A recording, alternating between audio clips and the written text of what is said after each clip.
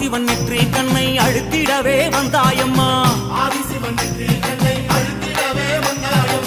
பரமனோட சிரசினிலே பாங்குடனே அமர்ந்தாயம்மா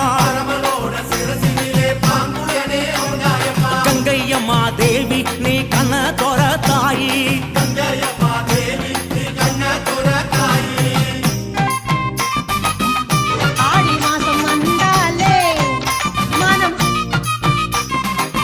ஏழு கடல் சீமையெல்லாம் சூழ வந்தாய் கங்கையம்மா அம்மா ஆறு குளங்களிலே அழகு நதி ஓடையில்